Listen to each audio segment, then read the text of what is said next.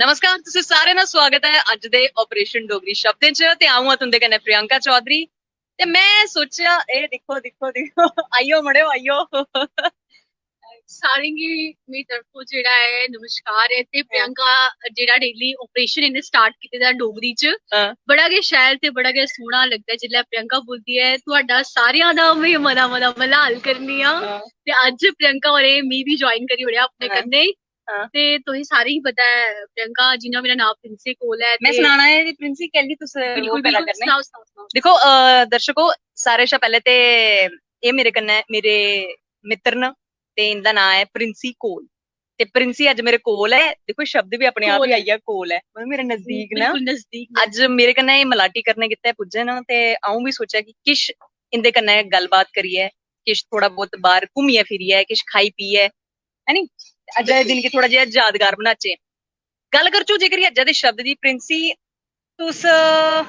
वैसे मिगी मिले टाइम होई गया बड़ा है नी बड़ा टाइम है नी 6-7 महीने होई गए तकरीबन बिल्कुल है नी 6-7 महीने ते दर्शकों अज्जा दे शब्द दी गल करचो ते अज्जा दा जेह्ड़ा शब्द है ओह् है चिर है नी चिर चिर प्रिंसी तुस सनाओ हां भला चिर देखो जेह्ड़ा शब्द है एह् इक शब्द दे बड़े मीनिंग होंदे ने डिफरेंट डिफरेंट मीनिंग ते मी नहीं पता तुस केकड़े चिर दी गल्ल करा दे हो क्योंकि बाला च भी चीर होंदा मी नहीं पता चीर होंदा चीर जेह्ड़ा गब्बू कड्डदे नी ओह् चीर होंदा अस बोला ने चिर चिर चिर मी लगदा दुश्मनी दी बोलदे ने नहीं नहीं नहीं इन्ने मेरे कन्नै चिर पाई लेदी नहीं नहीं ओह् चिड़ होंदी अच्छा ओह् दुश्मनी भी नहीं होंदी चिड़ होई गेआ कि स्यारी ब्यारी दा फर्क होई गेआ चिड़ नहीं होई गेआ कि कुसै कन्नै खुंदक होई लड़ाई झगड़ा होई गेआ खुंदक होई ते चिर होई गेआ कि मिगी मेरी एह् स्हेली बड़ी चिरै लब्भी मतलब तकरीबन 6-7 महीने परैंत मिगी लब्भी ऐ ते अज्ज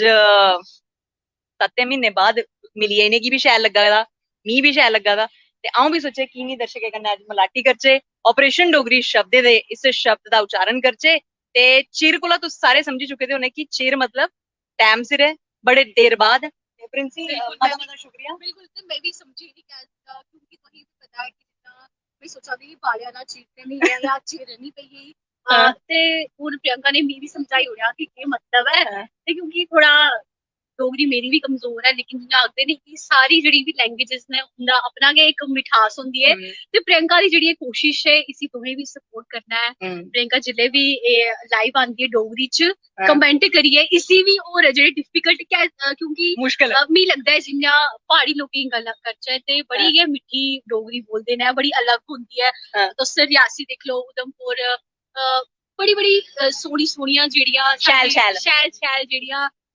डोगरी दियां मैं आखनी आं डिफरेंट वैरायटियां आखनी आं क्योंकि तुहानू भी पता है कि मेरी भी हिंदी बिच निकली आ रही है क्योंकि अज्जकल बड़ा ना होई गेदा जिन्ने अस मॉडर्न होआ दे ने ते उन्ना गै हिंदी दी अग्गे अग्गे दौड़ पिच्छे पिच्छे छोड़ अग्गे दौड़ बिल्कुल ते पिच्छे पिच्छे छोड़ ते मी अज्ज एक